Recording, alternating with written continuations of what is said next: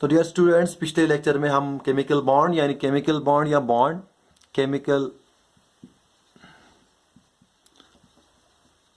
Chemical bond या simply मैंने bond लिखा था, उसके बारे में हमने बात की थी। फिर मैंने आपको बोला था केमिकल बॉन्ड की क्लासिफिकेशन के बारे में वहाँ पे, तो मैंने वहाँ पे बोला था कोवेलेंट बॉन्ड और इलेक्ट्रोवैलेंट बॉन्ड। फिर मैंने एक इलेक्ट्रोवैलेंट बॉन्ड उठाया था और उसके बारे में मैंने कुछ बात की थी। फिर मैंने कुछ एग्जाम्पल्स दी थी। तो एग्जाम्पल में मैंने दी थी सोडियम क्लोराइड की, Na पॉजिटिव Cl नेगेटिव, और मैंने MgCl2 की एग्जाम्पल दी थी इन इलेक्ट्रोवैलेंट बॉन्ड में, आयोनिक बॉन्ड में। तो ये दोनों है इलेक्ट्रोवैलेंट कंपाउंड्स या आयोनिक कंपाउंड्स।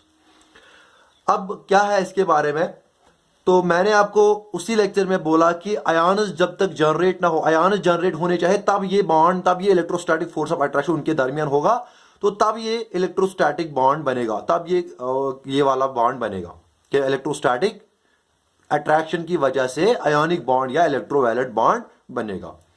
अब यहां पे आपको एक चीज तो पता चला कि ये जो एक एलिमेंट है यहां पे सोडियम, दूसरा है क्लोरीन, तो इसमें जरूरी है कि इस एलिमेंट को कैपेबिलिटी होनी चाहिए इलेक्ट्रॉन को लूज करने की, ability to lose the electron, इसको होनी चाहिए ability to lose the electron, इसको होनी चाहिए ability to gain the electron, तब जाके ये लूज करेगा और तब जाके ये गेन करेगा। Ability to lose the electron उसको बोलते हैं इलेक्ट्रो पॉजिटिव कैरेक्टर या मेटालिक कैरेक्टर, इसको बोलते हैं इलेक्ट्रॉन एफिनिटी।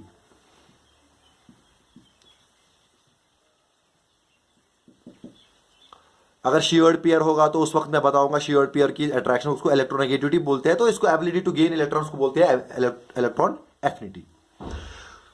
अगर आप देखोगे इलेक्ट्रो पॉजिटिव कैरेक्टर मेटल्स के लूज करने की, वो एलिमेंट ज्यादा होंगे जिनकी आयोनाइजेशन एंथैल्पी कम होगी। आयोनाइजेशन एंथैल्पी का मतलब क्या होता है, अगर हमारे पास कोई एटम है, सपोज करो मेरे पास एक यही सोडियम और एक क्लोरीन, आउटर मोस्ट इलेक्ट्रॉन को रिमूव करने के लिए मुझे कितनी एनर्जी उसको बोलते हैं आयोनाइजेशन एंथैल्पी। अगर आयोनाइजेशन एंथैल्पी कम है तो इसका मतलब easily outer most electron remove हो सकता है। अगर आयोनाइजेशन एंथैल्पी ज्यादा है तो उसके लिए हमें ज्यादा एनर्जी चाहिए रिमूव करने के लिए, लेकिन यहां पे इजीली रिमूव होना चाहिए तब जाके बॉन्ड, और इजीली गेन होना चाहिए इलेक्ट्रॉन एफिनिटी भी क्या, हाँ। तो ये जब तक कि इसकी आयोनाइजेशन एंथैल्पी कम होनी चाहिए, तो ये हम देखते हैं कि कम इलेक्ट्रो पॉजिटिव कैरेक्टर या आयोनाइजेशन एंथैल्पी कम किसमें होती है, ये होती है मेटल्स में। इलेक्ट्रॉन एफिनिटी ज्यादा, या मैं बोलूंगा इलेक्ट्रॉन एफिनिटी गेन करने की, मतलब इलेक्ट्रॉन, जब कोई एलिमेंट इलेक्ट्रॉन गेन करता है तो गेन भी वो ऐसे नहीं करता है ना, उसके लिए भी एनर्जी, उसको बोलते हैं इलेक्ट्रॉन एफिनिटी। तो वो होता है नॉन मेटल्स में। जिस तरह मैंने बोला आयोनाइजेशन एंथैल्पी लेस होनी चाहिए तब जाके क्या हो गए वो मेटल्स, इसी तरह से इलेक्ट्रॉन एफिनिटी ज्यादा होनी चाहिए, इलेक्ट्रॉन एफिनिटी ज्यादा, इलेक्ट्रॉन को एक्सेप्ट करने की एफिनिटी ज्यादा होनी चाहिए, वो नॉन मेटल्स में हम देखते हैं। किन में? नॉन मेटल्स में देखते हैं। तो इसीलिए जो ये इलेक्ट्रोवैलेंट बॉन्ड, जो मैंने इलेक्ट्रोवैलेंट बॉन्ड या आयोनिक बॉन्ड बोला था उस लेक्चर में, तो यूजुअली जो आप देखोगे it is formed between metals and non metals, between metals and non metals.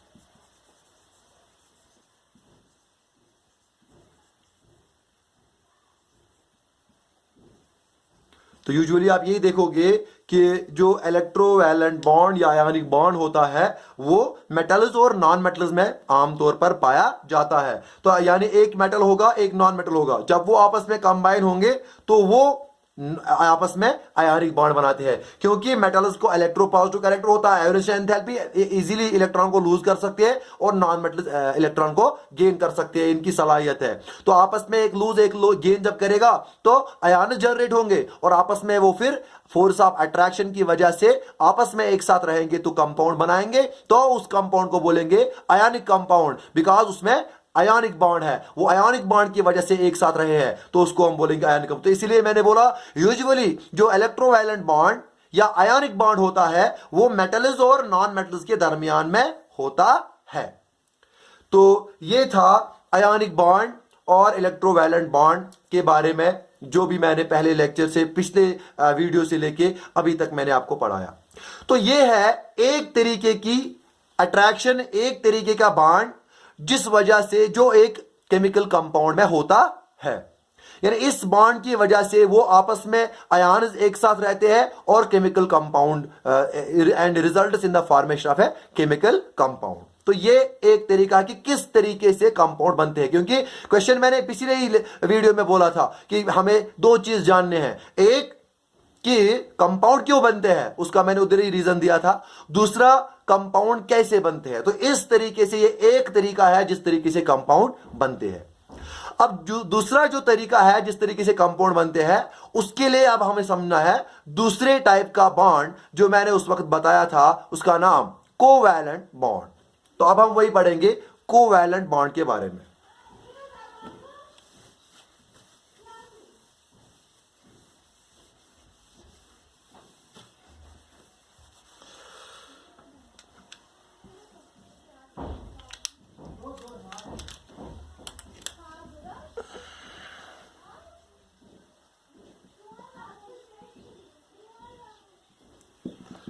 तो दूसरा है आप कोवैलेंट बॉन्ड। अब देखो इलेक्ट्रोवैलेंट बॉन्ड, आयनिक बॉन्ड में आपने ये देखा कि लूज करना चाहिए और गेन करना चाहिए, है ना। लेकिन अब अगर हमारे पास ऐसा एलिमेंट है ना, उसको लूज करने की सलाहियत है ना गेन करने की सलाहियत है ना। जैसे मैं एग्जांपल दूंगा, क्योंकि कार्बन हमारा चैप्टर है तो कार्बन की एग्जांपल दूंगा। अब हमारे पास है कार्बन, इस कार्बन के पास है टोटल 6 इलेक्ट्रॉन्स। वो तो आपको पता है इलेक्ट्रॉन के, तो पहले में 2, दूसरे में 4, 2, 4। This is the electronic configuration of carbon. अब देखो ये स्टेबल बनाने के लिए इसको ये 4 इलेक्ट्रॉन या तो इसको ये लूज करने हैं, आइदर लूज और गेन 4, या तो इसको ये 4 इलेक्ट्रॉन लूज करने हैं। उससे क्या होगा, जब ये 4 इलेक्ट्रॉन लूज करेगा तो ये बनेगा C4 पॉजिटिव आयन। क्या बनेगा, C4 पॉजिटिव आयन।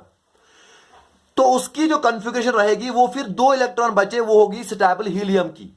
लेकिन अब सवाल यहां पैदा होता है, क्या कार्बन 4 इलेक्ट्रॉन लूज कर सकता है? देखो कार्बन का जो न्यूक्लियस है, उस न्यूक्लियस में उस न्यूक्लियस जो है उसमें है 6 प्रोटॉन्स। तो यह है कार्बन का न्यूक्लियस, सपोज इसमें है 6 प्रोटॉन्स, 6 प्रोटॉन्स। और अब बचे बाहर, अगर इसने लूज किए 4 इलेक्ट्रॉन्स तो बचे बाहर अब 2 इलेक्ट्रॉन्स बाहर बचे। तो अंदर पॉजिटिव चार्ज न्यूक्लियस में ज्यादा है और बाहर इलेक्ट्रॉन्स बहुत कम है। तो इसको ये जो 2 इलेक्ट्रॉन्स है इस न्यूक्लियस के लिए, ये इलेक्ट्रॉन्स जो है यहां पे 2 ही बचे, अब इनको आपस में काउंटर करने के लिए ये फिजिबल नहीं है। मतलब कहने का मतलब ये है कि 6 प्रोटॉन्स और 2 इलेक्ट्रॉन्स, ये जो यहां पे कार्बन के 6 प्रोटॉन्स है, तो इसका मतलब 6 यूनिट्स ऑफ पॉजिटिव चार्ज। अंदर कितना है, 6 यूनिट्स ऑफ पॉजिटिव चार्ज। तो 6 यूनिट ऑफ पॉजिटिव चार्ज, बाहर है 2 इलेक्ट्रॉन्स, तो उसकी वजह से नेट रिजल्ट जो चार्ज बना 4 यूनिट्स पॉजिटिव। वो 4 यूनिट्स पॉजिटिव चार्ज बनाना आसान नहीं है। क्यों? इसके लिए चाहिए बहुत ही ज्यादा एनर्जी। कार्बन को 4 इलेक्ट्रॉन रिमूव करने के लिए बहुत ही ज्यादा एनर्जी चाहिए। क्यों? क्योंकि एक तो कार्बन का साइज छोटा है, दूसरी शेल से हमें 4 इलेक्ट्रॉन निकालने हैं, तो अट्रैक्टिव फोर्स यानी इफेक्टिव न्यूक्लियर चार्ज भी ज्यादा होगा, है ना। अब हमने 1 इलेक्ट्रॉन निकाला, कार्बन से हमने एक इलेक्ट्रॉन निकाला तो बना कार्बन पॉजिटिव। सपोज अब हमने कार्बन से एक इलेक्ट्रॉन निकाला तो बना कार्बन पॉजिटिव, एक इलेक्ट्रॉन हमने रिमूव किया। अब जब ये पॉजिटिव ऑलरेडी बना, अब इसको हमें दूसरा इलेक्ट्रॉन निकालना है। तो पॉजिटिव से इलेक्ट्रॉन निकालना, पॉजिटिव से नेगेटिव चार्ज निकालना, खुद समझो आप, वो मुश्किल काम होता है, एनर्जी चाहिए ज्यादा। तो सपोज करो इसने बनाया कार्बन 2 पॉजिटिव। इसी तरीके से जब ये कार्बन 2 पॉजिटिव बना, अब 3 पॉजिटिव और 4 पॉजिटिव बनाने के लिए इसको और ज्यादा एनर्जी चाहिए। तो बहुत ज्यादा एनर्जी चाहिए कार्बन को 2 पॉजिटिव बनाने के लिए, यानी इसको 4 इलेक्ट्रॉन लूज करने के लिए बहुत ज्यादा एनर्जी की जरूरत पड़ती है।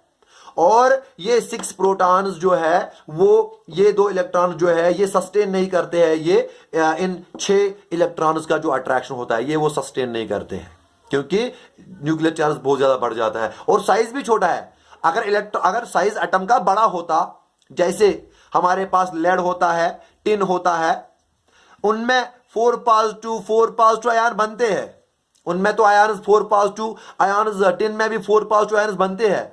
लेकिन वजह यह है कि वहां पे साइज बड़ा होता है, वहां पे outermost shell second shell नहीं होती है, वहां पे आउटर मोस्ट शेल दूसरी शेल नहीं होती है, वहां पे outermost shell fourth fifth होती है आउटर मोस्ट शेल। तो तब जाके उस वक्त ये मुमकिन हो सकता है, क्योंकि न्यूक्लियस से दूर है तो निकाल सकते हैं, एनर्जी कम चाहिए। लेकिन यहां पे दूसरी शेल, तो यहां पे जब दूसरी शेल से हमें 4 इलेक्ट्रॉन निकालने पड़ेंगे, अट्रैक्टिव फोर्स ज्यादा है तो इसके लिए बहुत ज्यादा एनर्जी चाहिए, और फिर वो ये 2 इलेक्ट्रॉन इस पुल को सस्टेन नहीं कर सकते हैं। तो इसलिए कार्बन के लिए ये मुमकिन नहीं है। It is not feasible for carbon, it is not possible for carbon to lose 4 electrons and form C4 positive ion. So it is very difficult, it is not possible for the carbon to make stable configuration. And also, it is not possible for carbon to gain 4 electrons. अब देखो क्यों, तो आपको आप समझाया ना, 4 electron lose करने इसको, ये आसान बात नहीं है कार्बन के लिए। अब हम देखेंगे गेन करने के लिए, या तो इसको ये 4 इलेक्ट्रॉन्स गेन करने हैं।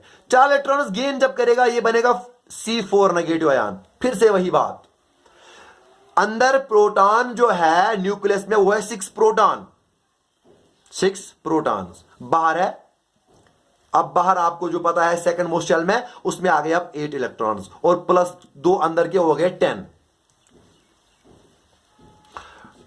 टोटल नंबर ऑफ इलेक्ट्रॉन्स बन गए 10। यहां पे टोटल नंबर ऑफ इलेक्ट्रॉन्स बन गए 10, अपने 6 और जो इसने गेन किए, सपोज कर रहा हूं जो इसने गेन किए 4 हो गए 10।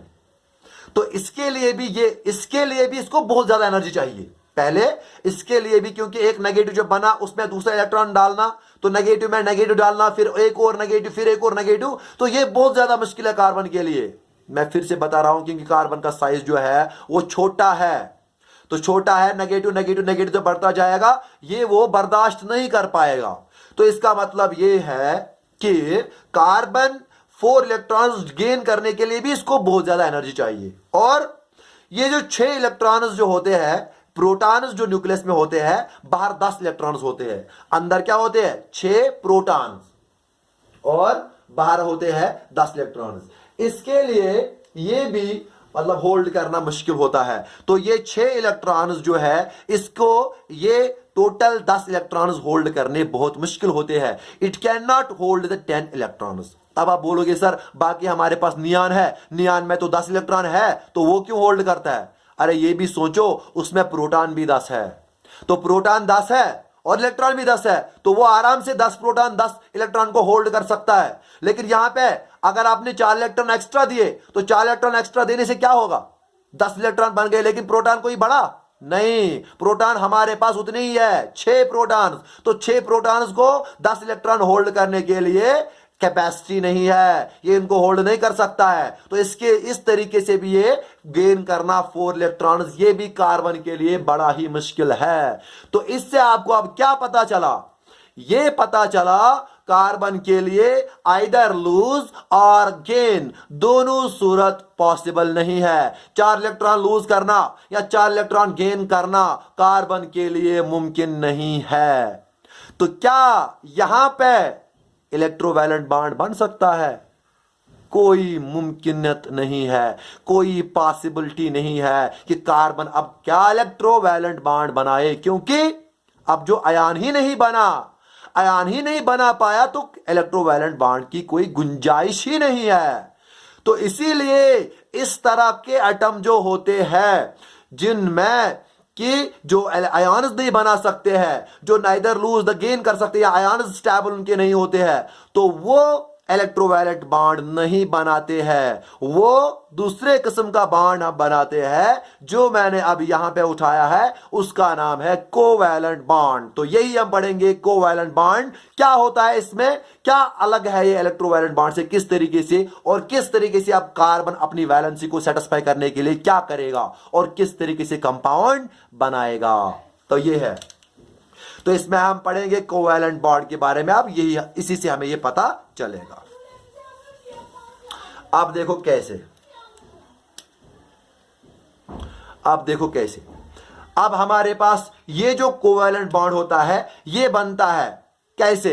It is formed by the mutual sharing of electrons, mutual sharing of electrons by the bounding atoms. जो भी एटम्स इसके साथ, इस एलिमेंट के साथ आएंगे और वो अपने इलेक्ट्रॉन, इस इलेक्ट्रॉन के इस वाले एटम के साथ जो पहले ही प्रेजेंट था, इनके साथ म्यूचुअल शेयरिंग करेंगे। म्यूचुअल शेयरिंग का मतलब क्या होता है? वो भी एक देगा, ये भी एक देगा, ये भी दो देंगे, ये भी दो। मैं लिखूंगा यहां पे, it is formed by the mutual sharing of electrons.